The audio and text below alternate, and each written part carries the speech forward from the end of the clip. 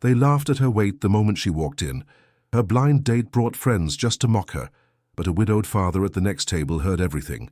What he did silenced the restaurant. What happened after changed two broken hearts forever.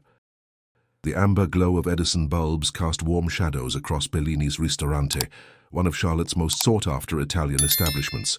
White linen tablecloths caught the flickering candlelight, and the gentle murmur of conversation blended with Sinatra, crooning softly through hidden speakers. Claire Whitmore stood just inside the entrance, fingers clutching her purse strap until her knuckles turned pale. She'd arrived early, a habit born from years of anxiety about first impressions. The hostess offered a polite smile, while Claire smoothed the fabric of her navy wrap dress for the fourth time. The dress had taken 3 stores and an entire Saturday to find. Something that fit properly. Something that didn't pull or bunch. The saleswoman at the last boutique had been genuinely kind, helping her find something that made her feel almost pretty. Almost. At 28, Claire had learned to navigate a world that constantly reminded her she took up too much space. The sideways glances on airplanes, the unsolicited diet advice from relatives, the way plus-size sections hid in back corners as if larger bodies were shameful secrets. Her phone buzzed. A text from her best friend, Danielle. "You've got this. Just be yourself." Claire almost laughed. As if being herself had ever been enough. Marcus had found her on a dating app 3 weeks ago. His profile showed an athletic build, a confident smile, and a bio mentioning hiking and looking for something real. Their conversations had been engaging. He'd asked about her marketing job, her love of old movies, her volunteer work at the animal shelter. What he hadn't asked about was her body. She'd used recent photos, nothing filtered, but she'd chosen them carefully. Face shots mostly. One full-length photo from her cousin's wedding. Not dishonest, just strategic. The door opened. A man walked in, tall, broad-shouldered, with a defined jawline that belonged on magazine covers. His fitted polo showcased muscular arms, and his eyes scanned the restaurant with the confidence of someone who expected to be noticed. Those eyes landed on Claire. She watched his expression shift. Confusion first, then recognition, then something that made her stomach drop. Disappointment. "Claire." His voice was smooth but flat. "Marcus, hi." She extended her hand, smile wavering. "It's wonderful to finally meet you." He shook it briefly, barely making contact. "Yeah." The hostess led them to a table near the center of the room, exposed, visible from every angle. Marcus sat across from her but didn't push in his chair, as if maintaining maximum distance. "So," Claire began, reaching for normalcy, "how was your drive?" "Fine." His eyes kept drifting to his phone. "Listen, before we order, I need to be honest." Claire's hands went cold. She knew that tone. "Your photos were misleading." The words hit like a slap. "I used recent pictures," she managed. "Nothing was edited. Face shots. Strategic angles." Marcus interrupted, gesturing vaguely at her body. "I assumed you were normal-sized, not this." The restaurant seemed to grow quieter around them. "I'm a fitness influencer," he continued. "I work with supplement brands. My entire Instagram is about health and wellness. Do you understand what it would do to my image to be seen with someone who clearly doesn't prioritize their appearance?" Claire's throat tightened. Words tangled somewhere between her brain and her mouth. "I'm being honest," Marcus added. "Someone needs to tell you the truth." "Those curves? That's just polite talk for overweight, for someone who doesn't have enough self-respect to take care of themselves." A waiter approached, sensed the tension, and veered toward the kitchen. At a corner booth near the window, Ethan Mercer had been focused on convincing his 6-year-old daughter that the chicken fingers came from Happy Chickens. "But Daddy," Emma had insisted, dark curls bouncing, "chickens can't volunteer, they don't have hands to sign papers." "Valid point," Ethan had conceded, fighting back a smile. But then voices drifted over. Words like catfish and unhealthy and self-respect. Ethan looked up and his jaw tightened. A woman in a blue dress sat motionless while a man circled her like a shark. Her face was pale, her posture shrinking as if she could disappear through sheer will. Ethan's chest constricted. He knew that posture, had seen it countless times on someone he'd loved more than breathing. The restaurant door opened again. 2 men walked in, both wearing leather jackets, both carrying the same arrogance as Marcus. "Yo, Marcus," one called across the room. "There you are." They approached, and Claire watched with growing horror as Marcus's demeanor shifted. He was smiling now. Derek, Jason. Perfect timing. Marcus gestured toward Claire. This is the situation I texted you about. The men looked at Claire. One pulled out his phone. No way, he said, barely suppressing laughter. This is the blind date. Unfortunately. Dude, the pictures made her look totally different. Jason had his phone out too, angled toward her, recording. This is gold, Derek muttered. The comments are going to destroy this. Around them, the restaurant had gone uncomfortably quiet. Forks paused. Conversations died. A busboy stopped wiping a table. The hostess exchanged worried looks with a passing waiter. Someone needed to intervene, but no one moved. Daddy, Emma's small voice cut through. Why is that man being mean to the pretty lady? The question carried. Several diners turned, expressions shifting. Claire found her voice. It came out smaller than she wanted. I do take care of myself. I walk every morning. I eat balanced meals. Taking care of myself doesn't have to mean looking like you. Marcus laughed. That's what people always say when they've given up. That's enough. Ethan had stood up from his booth. He wasn't as tall as Marcus, but something in his stance commanded attention. Every eye turned toward him. Who are you? Marcus's confidence flickered. Someone who's heard enough. Ethan walked forward, steps measured. You made this everyone's business when you decided to humiliate her publicly, when you pulled out phones to record her pain for entertainment. We're just having an honest conversation. No. Ethan's single word silenced Marcus. You're being cruel, and you're doing it publicly because you think no one will call you out. The restaurant had become a theater, every diner and audience member holding their breath. She lied about how she looked, Marcus tried. She showed up, exactly as she is. You're the one who couldn't handle reality. Ethan took another step closer. You're the one who defines worth by waist measurements. You're so insecure that you need to tear others down to feel significant. A woman nearby whispered exactly to her companion. An older gentleman nodded. Jason lowered his phone. Derek stepped back. Whatever, man. Marcus was retreating. I don't need this drama. Then leave. But delete whatever you recorded first. You can't tell me what to do. I'm asking. In front of witnesses who watched you harass a woman for not meeting your shallow expectations. Ethan's voice hardened. How do you think that plays if she presses charges, contacts your sponsors, tells her story online? Marcus's face went red. A long moment passed. Then he pulled out his phone, tapped aggressively, and showed the deleted footage. Happy now? You two as well, Ethan said to Derek and Jason. They complied, grumbling. Now leave. Marcus stalked toward the exit. At the door, he turned back. You're defending someone who isn't worth it. She's worth more than you'll ever understand. The door swung shut, and the tension released like a held breath, but Claire remained motionless. Her hands were shaking visibly. Tears blurred her vision but refused to fall. Ethan approached slowly, carefully. Are you okay? Claire laughed, a broken sound that was half sob. I have no idea how to answer that. That's fair. He didn't sit uninvited. I'm Ethan. That's my daughter Emma. She's the one who called you the pretty lady. Claire's eyes moved to the little girl watching from the booth with enormous brown eyes. She asked why those men were being mean. I didn't have a good answer. Ethan's expression softened, but I knew I couldn't just sit there. My wife faced this kind of cruelty her whole life. The past tense hung between them. Before Claire could respond, a small figure appeared. Emma had crossed the restaurant with fearless determination. Hi, I'm Emma Grace Mercer. I'm 6 years old. Why are you sad? Claire's tears finally spilled over. Those men said mean things. It hurt my feelings.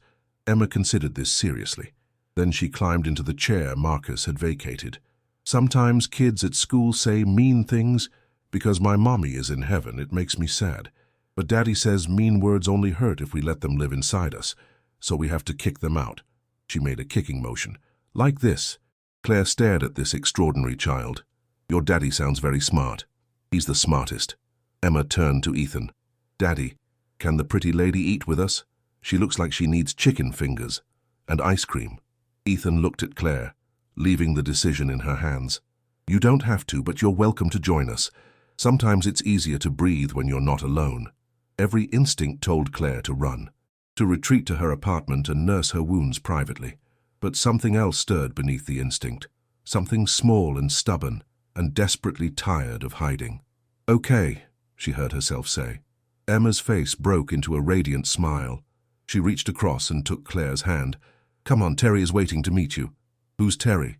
My chicken finger, the one shaped like a dinosaur. He's friendly even though he looks scary. Despite everything, the humiliation, the heartbreak, the raw wound of public rejection, Claire laughed. It was small and wet and broken around the edges, but it was real. And as she let this strange, wonderful child lead her toward the corner booth, watching eyes softened throughout the restaurant, whispers changed tone. The hostess smiled with genuine warmth as they passed.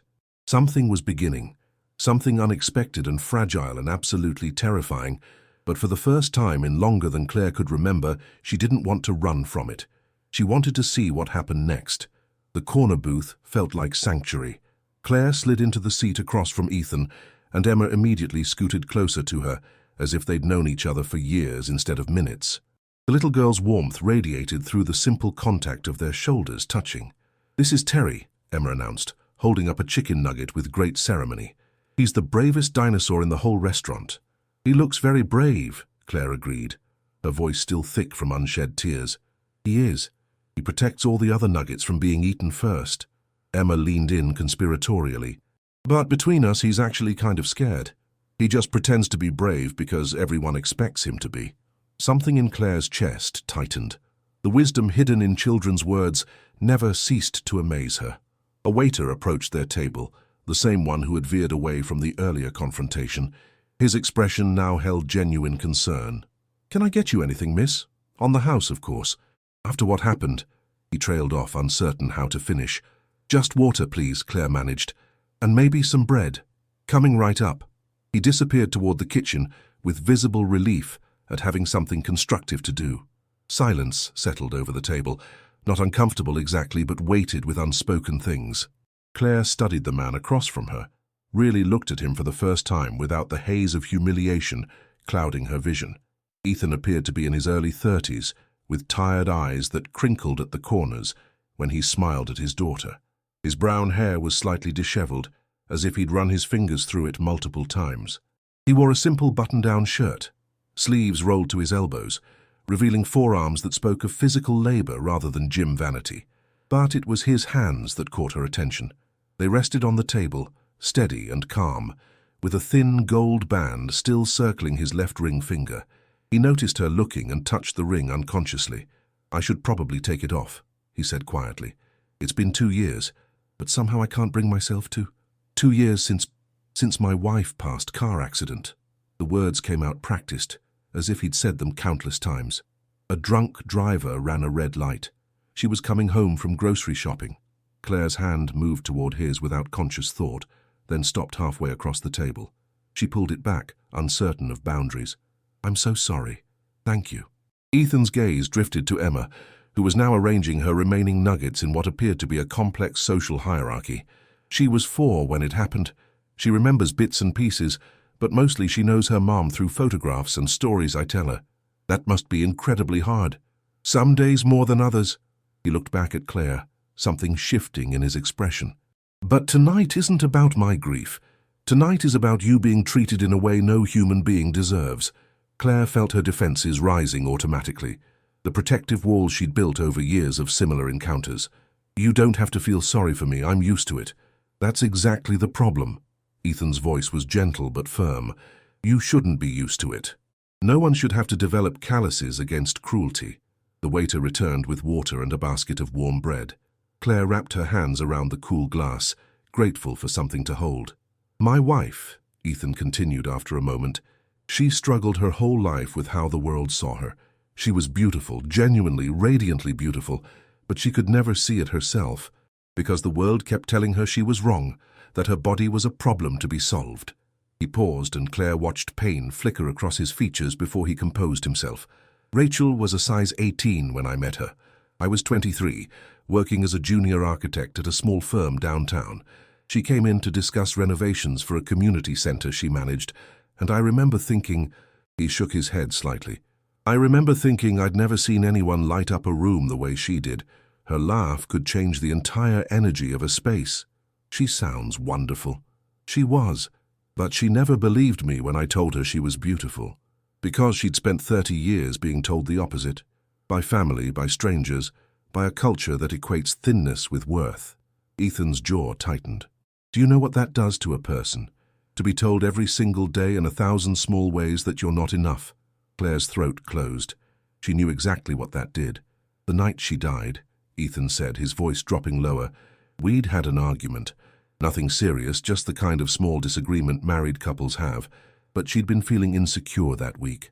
Someone at work had made a comment about her weight, and it had burrowed under her skin the way those comments always did.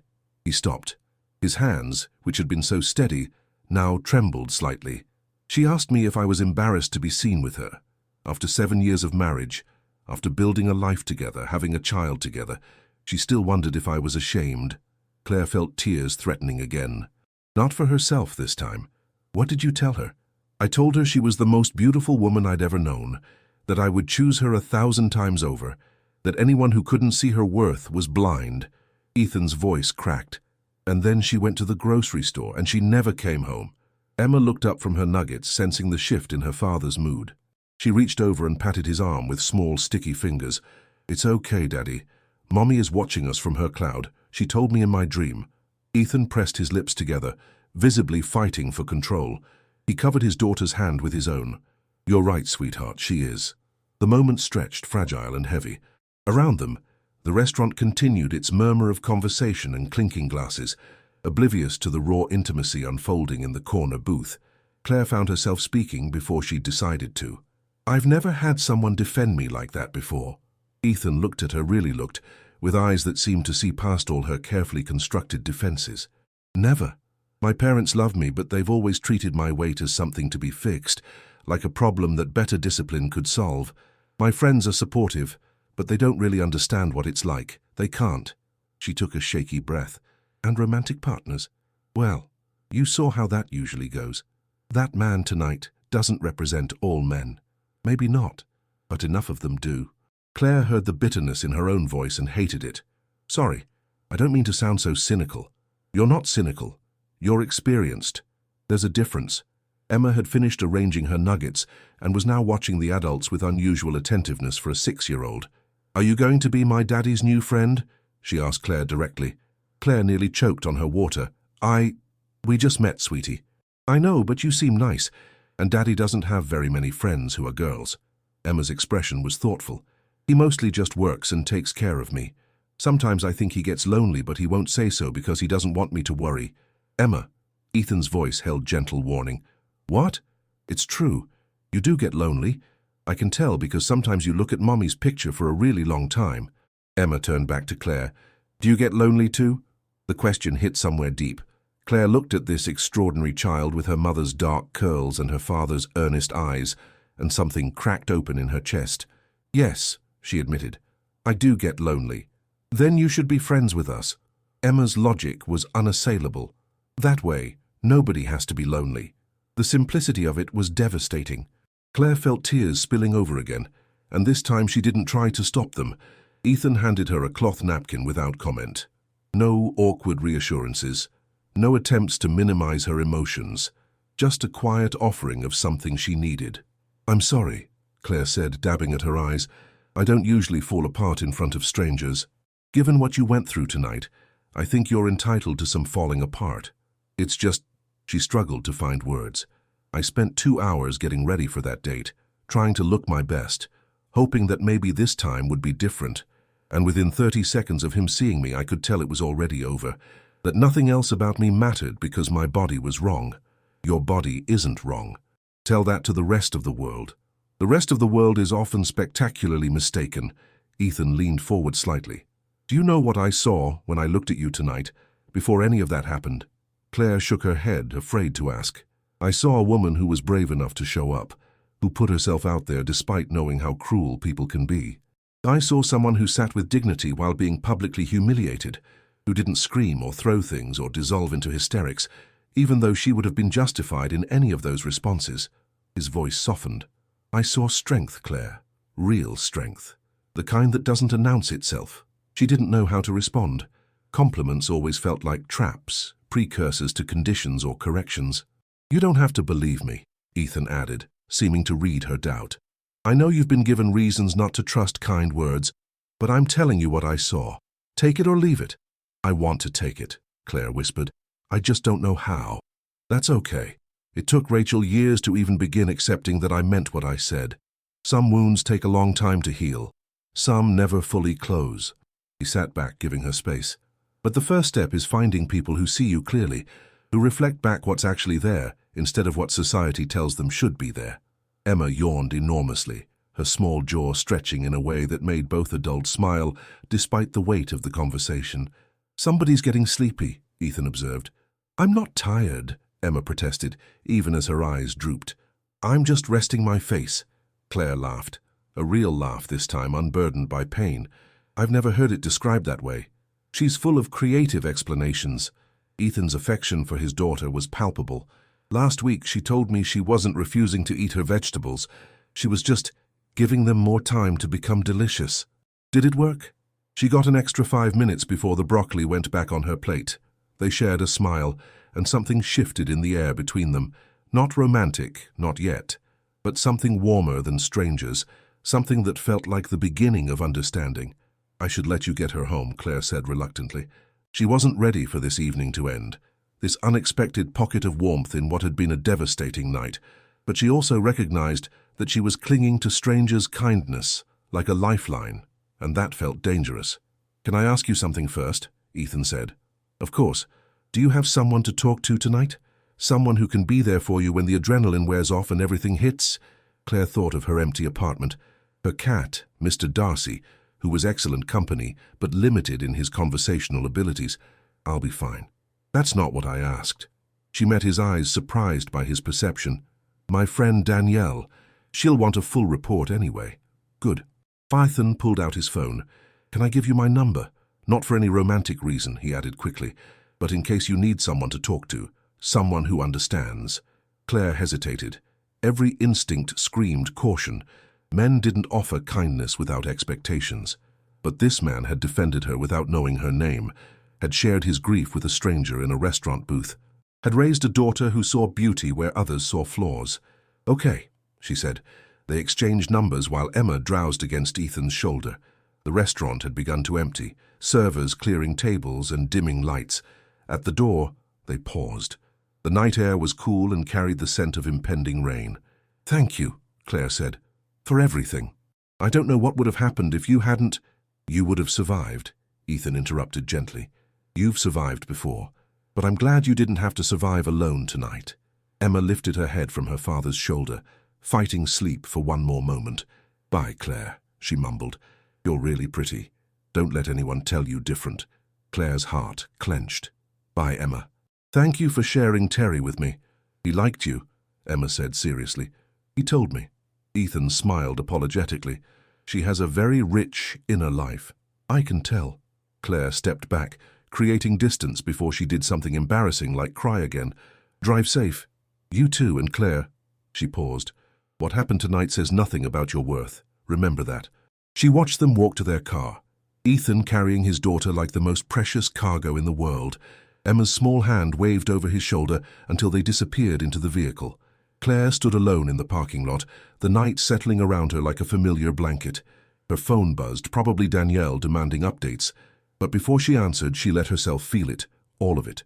The humiliation and the unexpected kindness, the cruelty and the grace that followed, the strange sensation of being truly seen by people who had no reason to see her at all. Something had shifted tonight. She couldn't name it yet, couldn't understand its shape or implications. But as she drove home through quiet streets, the memory of Emma's sleepy declaration playing on repeat in her mind, Claire felt something she hadn't felt in a very long time. The faintest, most fragile hint of hope. 2 weeks drifted by like leaves on slow water. Claire hadn't expected to hear from Ethan after that night. She'd assumed his kindness was situational, a decent person responding to an indecent moment. Nothing more. The exchanged phone numbers would fade into forgotten contacts, another near connection lost to the chaos of separate lives. But then, the texts began. The first arrived the morning after, while Claire was still in bed, staring at the ceiling and replaying every humiliating moment. "Hope you're doing okay today." Emma woke up asking about the pretty lady with the sad eyes. "She wants you to know Terry the dinosaur nugget is thinking of you." Despite herself, Claire smiled. She typed back a simple thank you, expecting that to be the end of it. It wasn't. Ethan texted again 2 days later, then 3 days after that. Nothing pushy or romantic. Just small check-ins, shared observations about his day, pictures of Emma's increasingly elaborate artwork. She's convinced she's going to be a professional crayon artist when she grows up. I don't have the heart to tell her that's not a recognized profession. Claire found herself looking forward to those messages. Found herself reaching for her phone with something other than dread for the first time in years. When Ethan suggested meeting for coffee, just as friends, he emphasized, with Emma as permanent chaperone, Claire said yes before her fear could object. That first coffee date happened on a Saturday morning at a small cafe near Claire's apartment. Emma arrived wearing a purple tutu over her jeans, a fashion choice she defended passionately. Tutus make everything better, she explained to Claire with great seriousness, even grocery shopping. They sat at a corner table, sunlight streaming through large windows, and talked about nothing important. Ethan's latest architecture project, a renovation for a family whose home had been damaged in a storm. Claire's work at the marketing firm and the campaign she was developing for a local non-profit. Emma's detailed opinions about which Disney princess had the best hair. It felt normal, easy, like breathing after holding your breath too long. The coffee dates became a weekly ritual. Sometimes they walked through the park afterward, Emma racing ahead to investigate every interesting rock and flower, while the adults followed at a slower pace. She has more energy than should be legally allowed, Ethan observed one afternoon, watching his daughter attempt to befriend a suspicious squirrel. I think it's wonderful. Claire meant it. Emma's unbridled joy was infectious. She sees magic everywhere. She gets that from her mother. The words came out soft, tinged with that particular sadness that seemed to live permanently behind Ethan's eyes. Rachel could find beauty in the most ordinary things. A cracked sidewalk, a wilting flower, a stranger's smile. She used to say the world was constantly offering gifts. We just had to learn how to receive them. Claire watched him watch his daughter, and something ached in her chest. You miss her terribly. Every single day. Ethan turned to face Claire. But it's different now than it was at first. In the beginning, grief was this overwhelming wave that knocked me down constantly. Now it's more like a current running underneath everything. Always there, but I've learned to swim with it instead of against it. That sounds exhausting.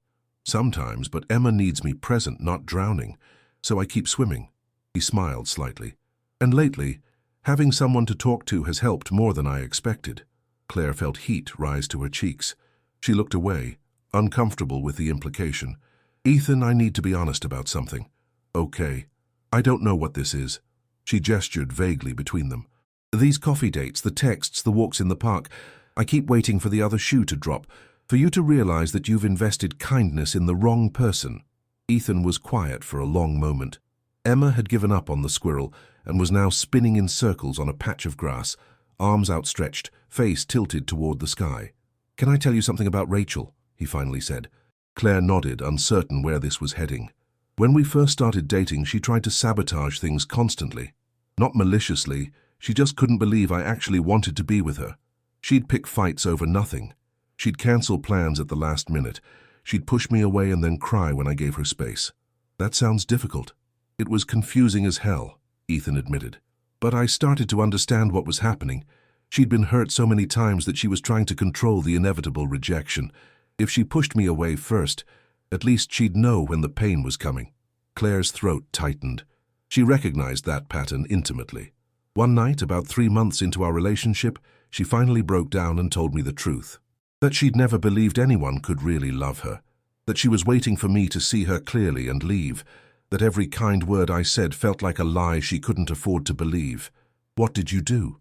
I told her I would keep saying kind words until she could believe them. That I would stay until staying didn't feel like a miracle anymore. That she didn't have to trust me right away. She just had to give me the chance to prove myself. Ethan's voice roughened. It took years, Claire. Years before she could fully accept that my love wasn't conditional on her body changing, and even then, there were setbacks. Days when the old wounds reopened. Emma had stopped spinning and was now lying flat on her back in the grass, staring at clouds. The point I'm trying to make, Ethan continued, is that I understand distrust. I've seen what it looks like when someone has been taught their whole life that they're not enough. And I'm not asking you to believe me right away. I'm just asking you not to run before you give this, whatever this is, a chance to breathe. Claire felt tears threatening. She blinked them back fiercely. What if I'm too broken? The words came out smaller than she intended. What if all those people who told me I was wrong actually knew something I didn't? What if I let myself hope and it destroys me? Then you'll survive, because you've survived before. Ethan's gaze held hers. But what if you don't let yourself hope, and you miss something that could have been beautiful? That's a terrifying gamble. Most worthwhile things are. Emma appeared beside them suddenly, grass sticking to her tutu and leaves tangled in her curls. Why do grown-ups always look so serious when they talk? She demanded. You should try spinning. It makes all the serious thoughts fly out of your head. Claire laughed despite herself. Maybe I should try that. You should. Claire, come spin with me. Emma grabbed her hand and tugged insistently. Claire looked at Ethan, who shrugged with a smile. Doctor's orders, apparently. So Claire let herself be pulled onto the grass. She spread her arms and spun, slowly at first, then faster as Emma cheered encouragement. The world blurred into streaks of green and blue and gold. She felt ridiculous and free and something close to joyful. When she finally stopped, dizzy and breathless, she found Ethan watching with an expression she couldn't quite read. What? She asked, self-conscious. Nothing. Just, you should laugh more often. It suits you. That night, alone in her apartment, Claire sat with the memory of spinning in the park, of Emma's infectious delight, of Ethan's patient words. She pulled out her phone and typed a message before she could overthink it. Thank you for today, and for not giving up on me even when I'm trying to make it easy. His response came quickly. The things worth having are never easy. Sleep well, Claire. She did sleep well for the first time in longer than she could remember. The following weeks brought more coffee dates, more park walks, more texts that made her smile at inappropriate moments during work meetings. Emma had declared Claire her official best grown-up friend and demanded her presence at increasingly elaborate tea parties involving stuffed animals and very strong opinions about biscuit rankings. But the closer Claire got to this small family, the louder her internal voice became. They'll realize eventually. He'll see what everyone else sees. You're setting yourself up for devastation. She tried to ignore it, tried to focus on the present moment, on Emma's giggle when Claire did silly voices during story time, on the warmth in Ethan's eyes when he looked at her. But one evening, the voice won. They were at Ethan's apartment, a modest two-bedroom filled with artwork and photographs and evidence of a life built around love. Emma had fallen asleep on the couch during a movie, her small body curled against Claire's side like it belonged there. Ethan had gone to make tea, and Claire sat in the quiet, looking at the photos on the wall. Rachel smiled from a dozen frames. Beautiful Rachel with her dark curls and bright eyes, and the kind of joy that radiated from within. Rachel, who had been loved completely by the man in the kitchen. Rachel, who despite that love had never fully believed she deserved it. Rachel, who died with insecurity still living in her heart. Claire's chest constricted. She saw herself in those photographs, in the uncertainty behind Rachel's smile, in the way she held her body as if apologizing for the space it occupied. She saw her future, years of Ethan's patience wearing thin. Emma growing up and understanding why other kids' mothers looked different. The gradual erosion of hope into familiar disappointment. When Ethan returned with 2 cups of chamomile tea, Claire was crying silently, tears tracking down her cheeks while she tried not to wake the sleeping child. Hey! He set down the cups immediately, kneeling before her. What's wrong? I can't do this. The words came out choked, desperate. Do what? This. Us. Whatever we're building. Claire couldn't look at him. I'm going to disappoint you, Ethan. I'm going to disappoint Emma. And I can't bear to see that happen slowly over years. It's better to end it now before anyone gets too attached. Claire, don't. She shook her head vehemently. Don't try to talk me out of it. I've been through this before. The hopeful beginning, the gradual disillusionment, the inevitable moment when they realize I'm not worth the effort. I can't watch that happen with you. I can't watch Emma learn to see me the way the world does. Ethan was silent for a long moment. When he spoke, his voice was rough with emotion. Rachel said almost those exact words to me once, 3 weeks before she died. Claire's breath caught. She'd had a bad week. Someone at work had made comments. She'd seen herself in a store mirror and spiraled, and she came home and told me she was setting me free. That I deserved someone easier to love. He reached up and gently turned Claire's face toward his. I told her the same thing I'm going to tell you. Loving someone isn't about easy.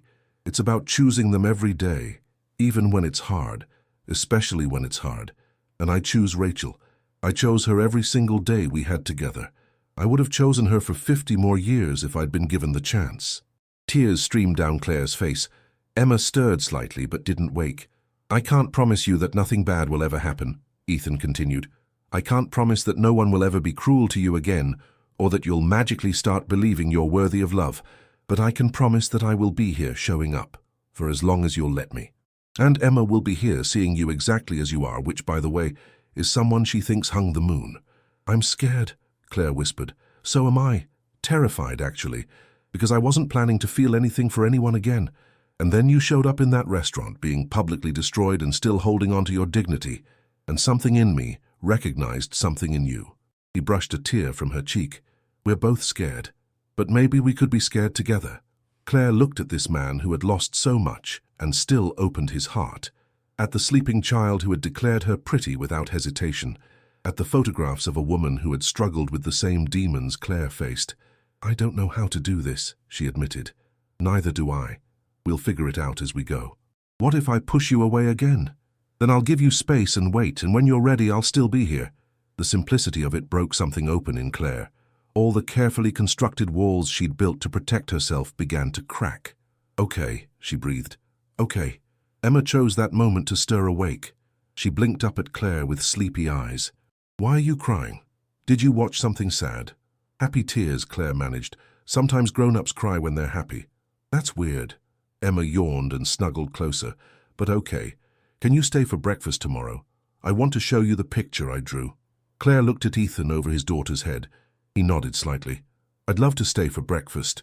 The next morning, Emma presented her artwork with great ceremony.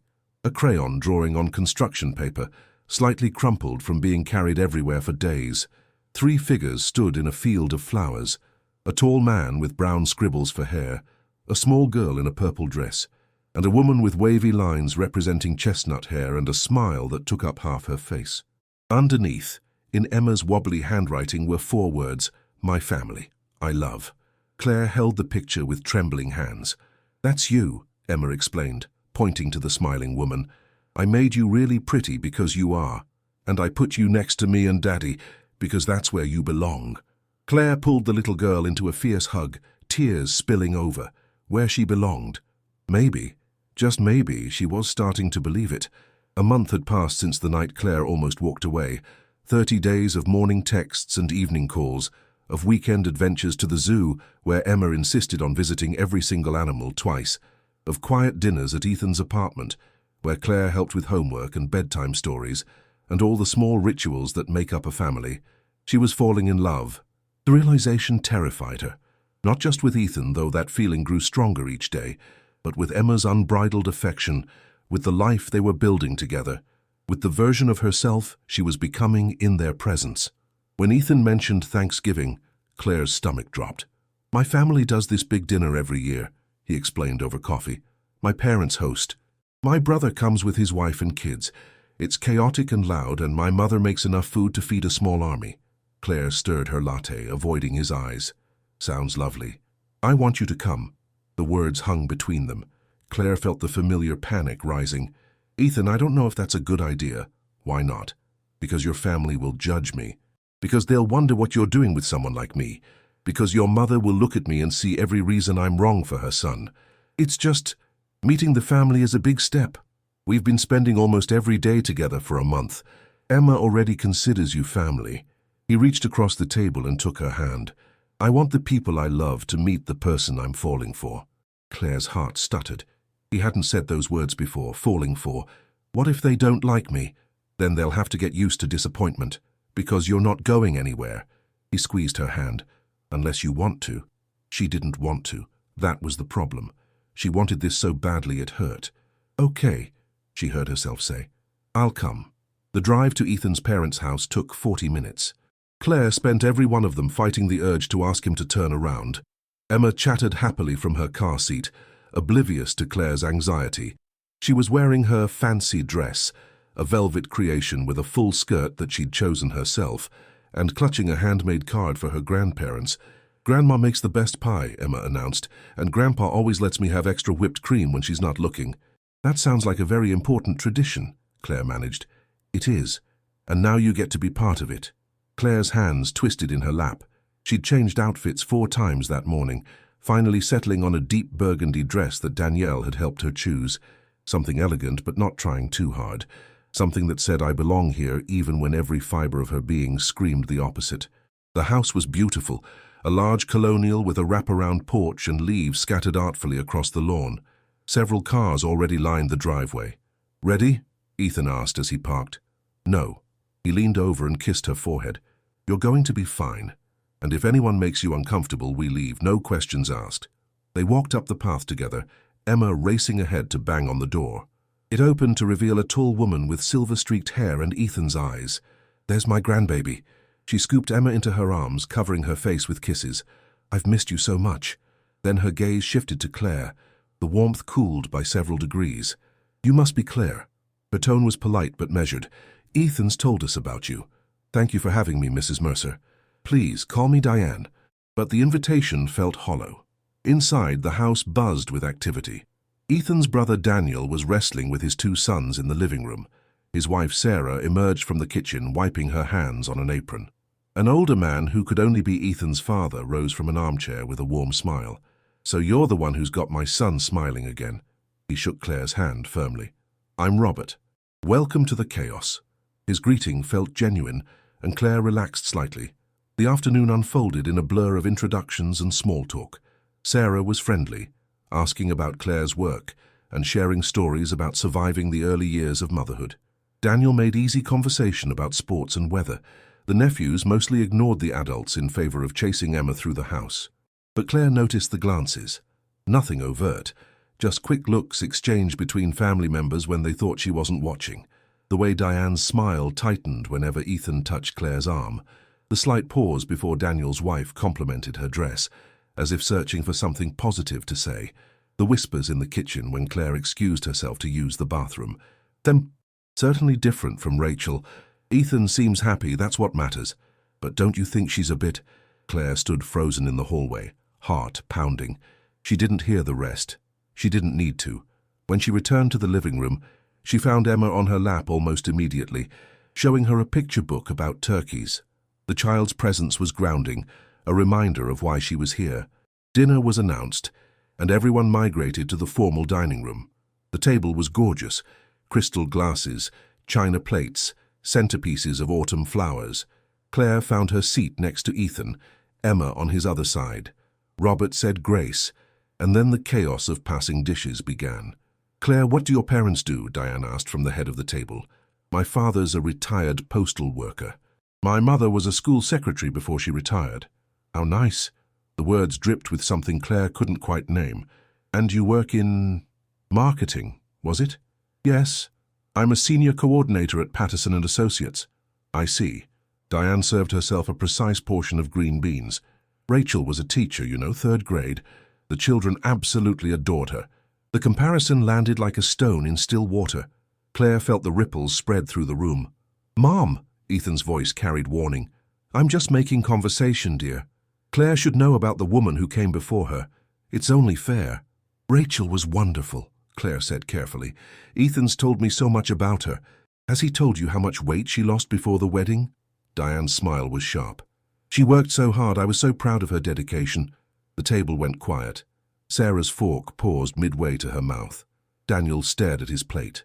Robert cleared his throat but said nothing. Claire felt the blood drain from her face. There it was. The cruelty she'd been waiting for, wrapped in the pretty paper of casual conversation. "Mom, that's enough." Ethan's voice was steel. "What?" "I'm simply saying Rachel understood the importance of taking care of herself, of making an effort, especially when representing this family." "I said enough. Ethan, I'm your mother. I'm allowed to express concerns about—" "No." He stood, his chair scraping against the hardwood floor, every eye in the room fixed on him. "You don't get to do this. You don't get to sit at this table and make Claire feel unwelcome because she doesn't fit your narrow definition of acceptable." "I never said—" "You didn't have to. You've been saying it all afternoon with your looks and your silences and your pointed comments about Rachel." His hands were shaking. "Do you know what your obsession with weight did to Rachel? Do you have any idea how many nights she cried because she felt like she'd never be thin enough for this family?" Diane's face paled. "That's not fair." "Fair?" Ethan laughed bitterly. You want to talk about fair? Rachel spent her entire life trying to earn approval that was always just out of reach. And now you're doing the same thing to someone I care about. Claire wanted to disappear, wanted to melt into the floor and escape the horrible, wonderful reality of someone fighting for her. Ethan, please sit down, Robert tried. Let's all just... No, Dad. This needs to be said. Ethan turned to his mother, and Claire saw tears in his eyes. I loved Rachel with everything I had. But I couldn't save her from the voices in her head. Voices that people like you helped put there. I won't watch that happen again. The room was utterly silent. Emma had shrunk against Claire's side, her small hand gripping Claire's arm. Claire is kind, Ethan continued, his voice breaking. She's brilliant and funny and patient. She makes me laugh. She makes Emma feel safe. And yes, she has a body that doesn't meet your standards. But your standards are garbage, Mum. They always have been. Ethan, Diane's voice was barely a whisper. I want you in our lives. I want Emma to have her grandmother. But if you can't treat Claire with basic human decency, then we're done here. He held out his hand to Claire. She took it, rising on unsteady legs. We're leaving, he announced. Daddy? Emma's voice was small, frightened. Are we not having pie? The innocent question shattered something in the room.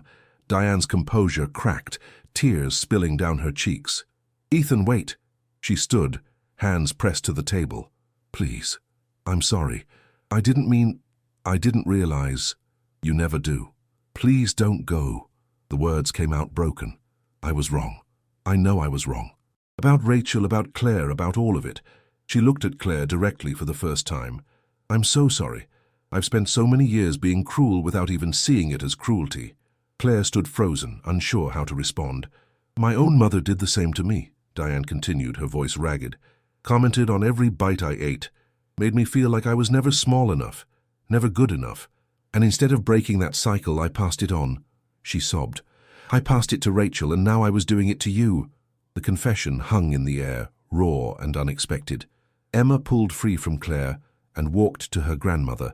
Without a word, she wrapped her small arms around Diane's waist. It's okay, Grandma. Claire says mean words only hurt if we let them live inside us. You have to kick them out. Diane looked down at her granddaughter, then up at Claire. Can you forgive me?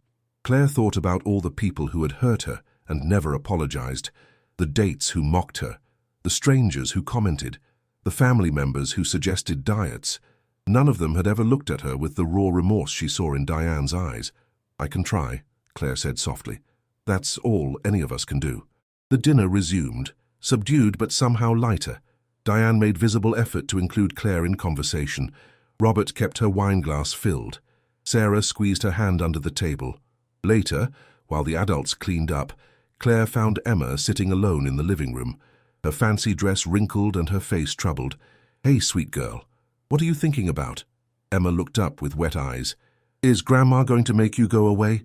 Like Mommy went away? Claire's heart shattered. She knelt down, taking Emma's small hands in hers. Your mommy didn't go away because of anything anyone said. She had an accident. That wasn't her choice.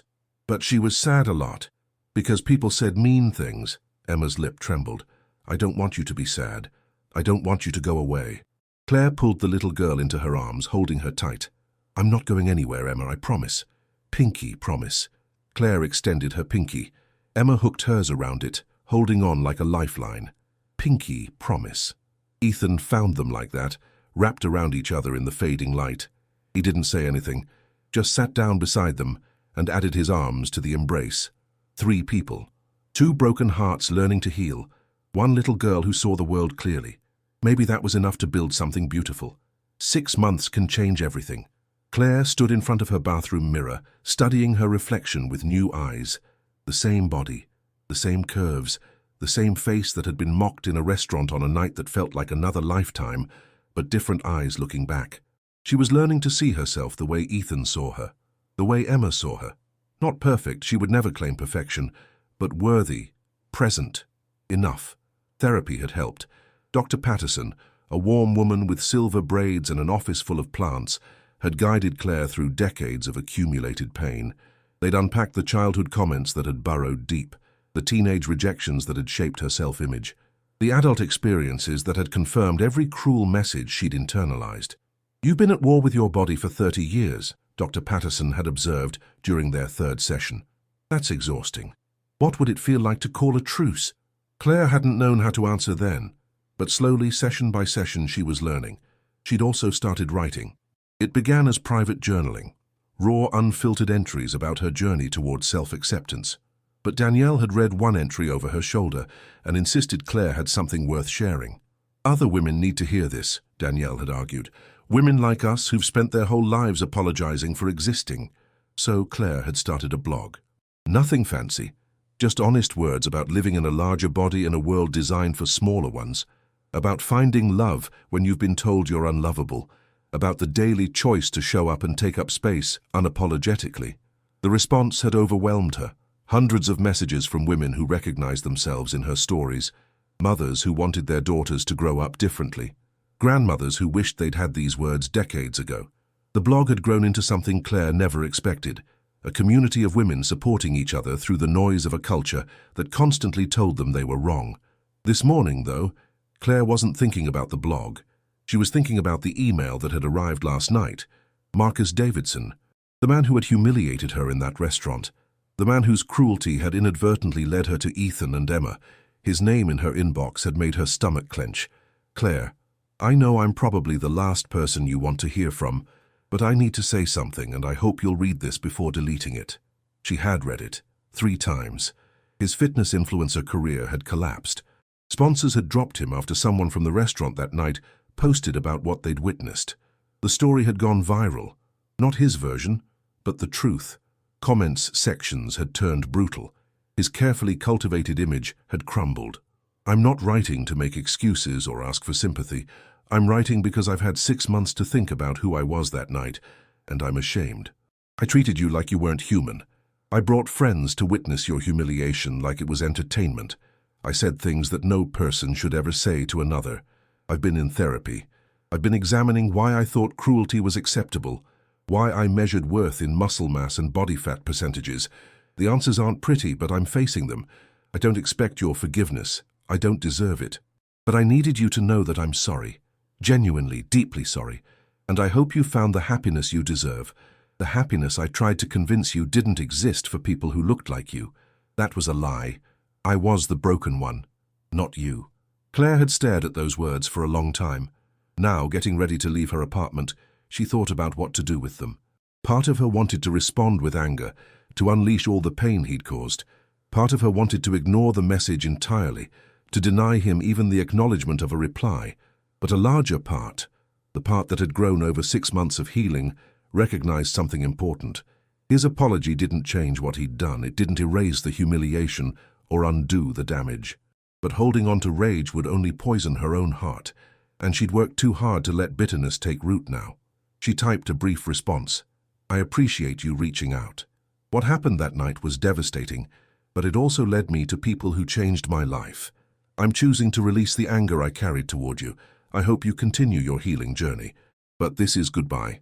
I have no interest in further contact. Be well. She pressed send before she could overthink it. Then she closed her laptop and grabbed her bag. Today was important. The conference center downtown was already buzzing when Claire arrived. Women of all ages filled the lobby, chatting in small groups, checking programs, finding their seats. The annual Women's Leadership Summit had invited Claire to speak on a panel about confidence and self-worth. Her, speaking to hundreds of women. The irony wasn't lost on her. Danielle met her at the entrance, vibrating with excitement. This is huge. Do you realize how huge this is? I'm trying not to think about it, Claire admitted. Otherwise, I might pass out. You're going to be amazing. These women need to hear your story. Claire spotted Ethan and Emma near the front of the auditorium. He'd taken the day off work. Emma had insisted on wearing her special dress, the same velvet creation from Thanksgiving, now slightly too short as she grew. When Emma saw Claire, her face split into an enormous grin. She waved frantically, bouncing in her seat. Claire waved back, feeling her nerves settle slightly. Whatever happened on that stage, those two would be there. That was enough. The panel moderator gathered the speakers backstage. 3 other women, a CEO who'd overcome childhood poverty, a Paralympic athlete, a surgeon who'd fought discrimination throughout her career. All of them accomplished, all of them nervous. We each have 10 minutes for opening remarks. the moderator explained. Then we'll open for discussion and questions. Claire, you're last in the lineup. Last. More time to panic, but also more time to listen to these remarkable women share their struggles. Their stories settled something in Claire's chest. She wasn't alone, none of them were. When her turn came, Claire walked to the podium on shaking legs. The audience was a sea of faces. Young and old, every shape and size, all watching expectantly. She took a breath, found Ethan's eyes in the crowd, saw Emma give her a thumbs up, and she began. 8 months ago, I sat in a restaurant waiting for a blind date. I'd spent 2 hours getting ready, hoping that maybe this time would be different, that maybe this man would see past my body to the person inside. The room was silent, attentive. He didn't. Within minutes of arriving, he was listing everything wrong with me. My weight, my appearance, my audacity to show up as myself instead of some filtered version. He'd even brought friends to witness my humiliation, to record it for entertainment. A few gasps, some knowing nods. I sat there frozen while strangers evaluated my worth based solely on my size. And in that moment I believed them.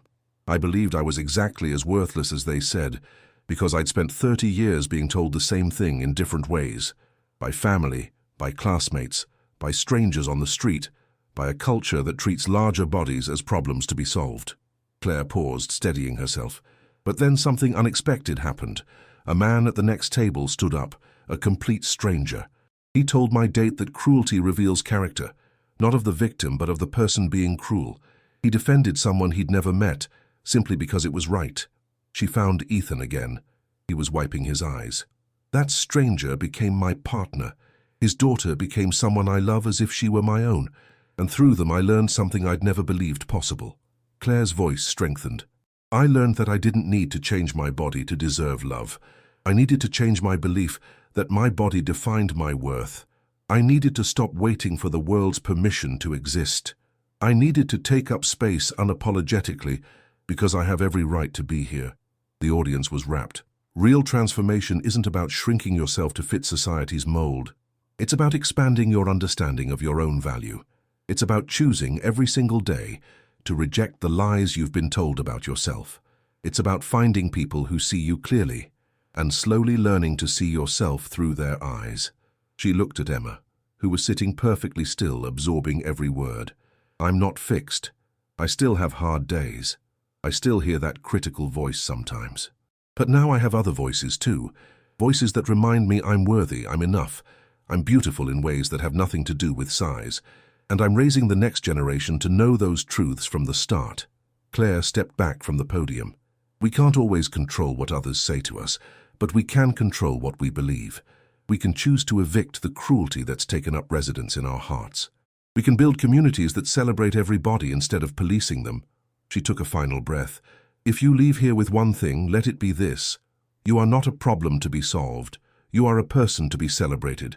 And anyone who can't see that is simply telling you about their own limitations, not yours. The applause started slowly, then built into something overwhelming. Women were standing, tears streaming down faces, hands clapping until they must have hurt. Claire walked off stage in a daze. Danielle grabbed her immediately. That was incredible. You were incredible. But Claire was already moving toward the auditorium, toward Ethan and Emma. Emma reached her first, launching herself into Claire's arms. You were so brave, and you talked about me, about us. You're my inspiration, Claire whispered against her hair. Ethan wrapped his arms around both of them, creating a shelter of warmth in the crowded space. I'm so proud of you, he murmured. That afternoon they drove to the park where Claire had first learned to spin without worrying who was watching. They spread a blanket under a sprawling oak tree and unpacked a simple picnic. Sandwiches, fruit, cookies Emma had helped bake that morning. The autumn sun filtered through golden leaves. Emma chased butterflies while the adults watched. Remember when we were strangers? Ethan asked, his hand finding Claire's. You were never a stranger. You were someone I hadn't met yet. He smiled at that. When did you get so wise? I learned from a 6-year-old who believes tutus make everything better. Emma returned, breathless and grinning, collapsing onto the blanket between them. Claire, can I ask you something? Always. When I grow up, will I have to worry about people saying mean things about my body? Claire's heart clenched. She looked at this precious child. Rachel's curls, Ethan's eyes, a spirit entirely her own. Some people might try. The world can be unkind sometimes. Emma's face fell slightly. But, Claire continued, you'll know something they don't. You'll know that your body is just the house where the real you lives, and the real you is magnificent, creative and brave and full of love. No comment about your house can change what's inside it. Emma considered this seriously. So if someone says something mean, I should feel sorry for them? Because they don't understand about houses? Claire laughed, pulling Emma close. Exactly right. They don't understand about houses. The sun began to set, painting the sky in shades of orange and pink. Claire watched Emma return to her butterfly chase, fearless and joyful, and felt something settle in her chest. She thought about the woman she'd been 8 months ago, terrified, convinced of her own unworthiness, ready to hide forever. She thought about the journey from that restaurant to this park, the pain and the healing, the love that had found her when she'd stopped looking. And she thought about the future, watching Emma grow up knowing her worth from the start, breaking the cycle of cruelty that had wounded generations of women, building something better, one honest conversation at a time. Claire didn't have all the answers. She still had hard days ahead, moments of doubt, old wounds that ached in certain weather. But she also had this, a man who saw her clearly, a child who loved without conditions, a community of women finding their voices together. And most importantly, she had herself, finally, truly, unapologetically herself. That was the transformation that mattered. Not a smaller body, but a bigger life. Not the absence of struggle, but the presence of meaning. The sun dipped below the horizon. Emma ran back to them, cheeks flushed with joy. Best day ever, she declared, snuggling between them. Claire looked at Ethan over their daughter's head. Their daughter, when had she started thinking of Emma that way? He smiled, reading her thoughts. Best day ever, Claire agreed. And she meant it.